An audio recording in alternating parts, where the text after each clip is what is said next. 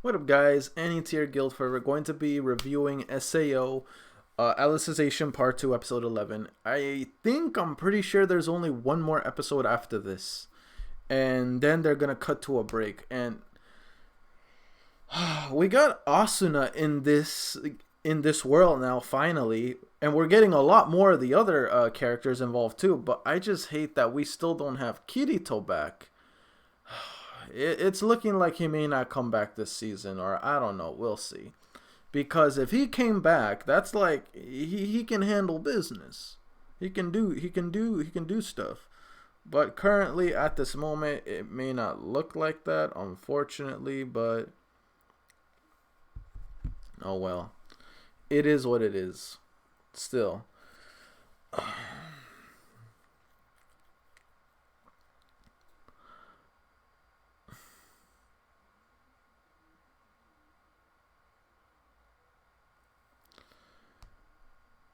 They all these US players, I'm pretty sure they're noobs. Like they don't appreciate, like, they're not as well equipped to this game as the Japanese are, because it came from them and they're years ahead of them. So even though they get into this game and think of it, well, game to them, it's a game, and start like fighting and whatnot and taking care of business, that don't mean nothing. But if we get all the players, like the SAO veterans, like the ones from back then, and then the current ones from that world, that game, the experienced players over here in the underworld, then they got it made. They can definitely take out all these players, because they're gonna be noobs. They're gonna slaughter them effortlessly. It's just, problem is, you can lose your character data. If you take enough HP, you will experience excruciating pain. So that's a problem. What else? There's no guarantee you'll be able to log out on your... Bro, just the fact that I would be experiencing extreme pain at some level of HP damage, and there's no guarantee that I'll be able to escape? No, dude. I am not doing that. Forget F that crap. I'm going to die. I'm going to be locked up in that game as badly as Kirito. I'm sorry, I like Kirito, but I ain't fitting to like get locked up in that world. Hell no. I'm good. I'm good, Chief. No.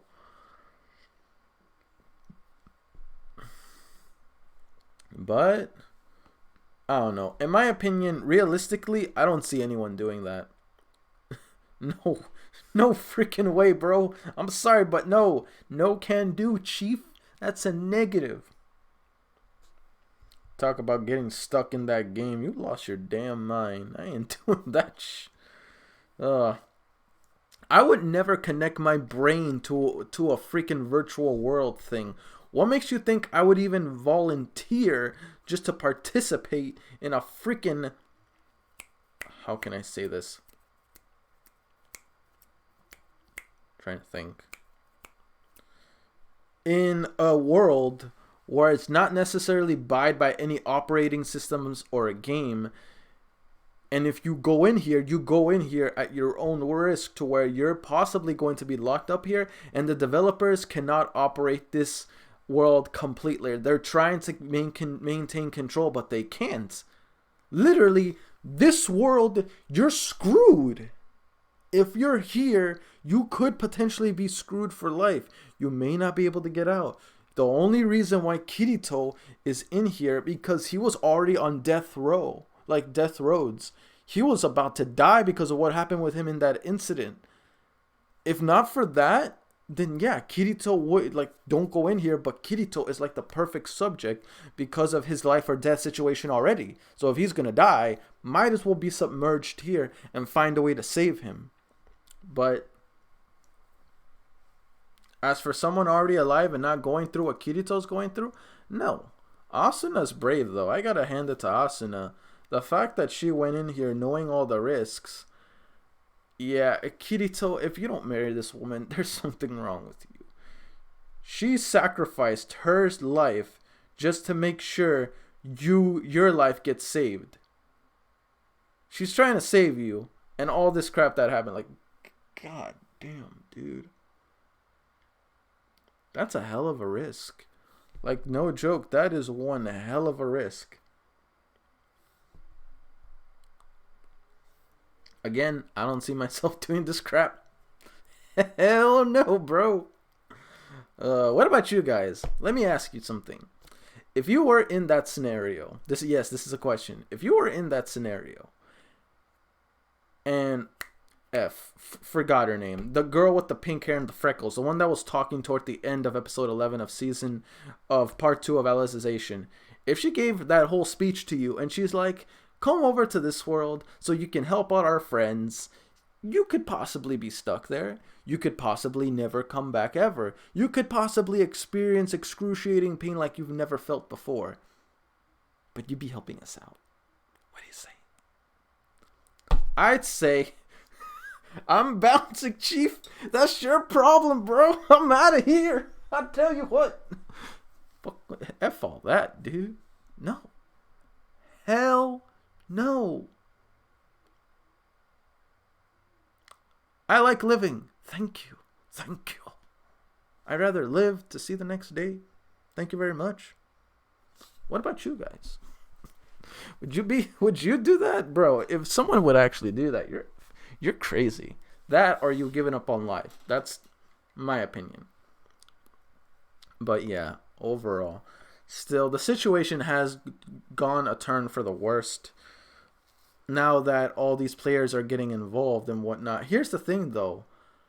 How are these players logging in? Are they using some kind of avatar to represent them through the computer? Or do they actually have like tech that lets them dive subconsciously in there? Because if they do dive, they're effed. But if it's just their avatar, that's a different story. They're going in without any risk factors. Please do explain that to me because I'm kind of confused how they got into this game. It was a little rushed and confusing to me. So if someone can explain it, I'd appreciate that.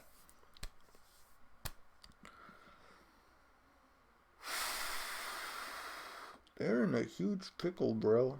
Like, this is no joke. This is no effing joke.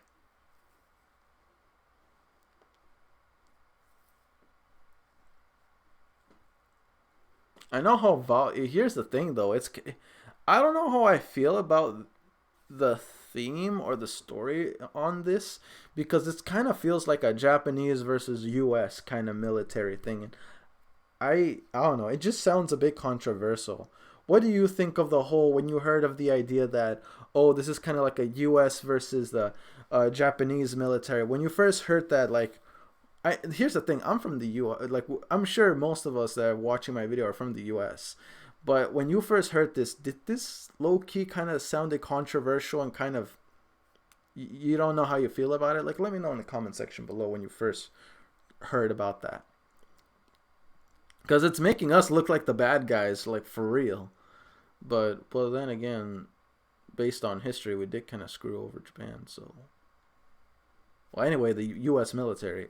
We are U.S. Anyway, I don't want to get into that. That's a lot of political crap I don't really want to get involved in. But, so yeah. Overall, it was really good. Again, as I mentioned before, I really, really, really like that one character. The fire guy, the pyro guy, he's really cool. He doesn't seem like a bad guy. He looks like he's just following orders for the sake of his people. It's not, at this point, but I'm not going to lie to you, at this point, it's just straight up massacre. Like, they're all getting killed bit by bit, and this doesn't feel like a battle. This just feels like death and destruction.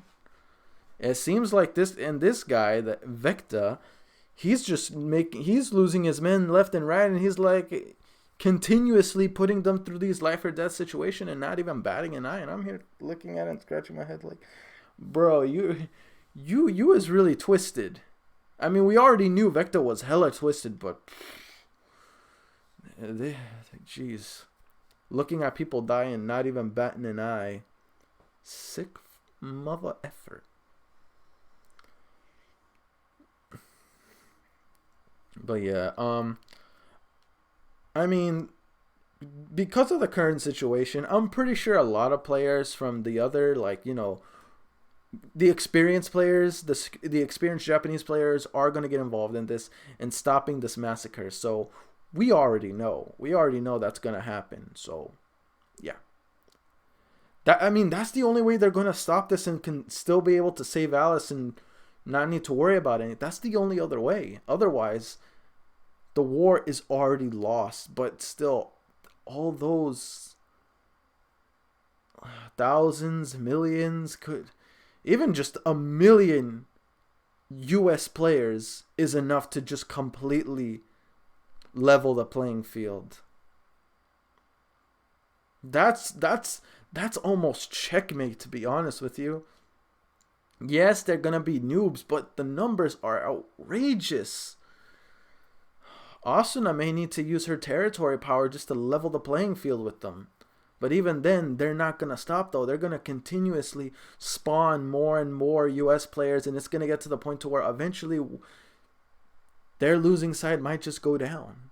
Who knows? It's starting to look that way based on what they did in this episode, but we'll see. We'll see. Anyway, guys, that's it for me. Don't forget to like, comment, sub if you haven't already. It really motivates me to put more content out there for you guys as my guildmates, and I'll see you guys all in the next video. Peace.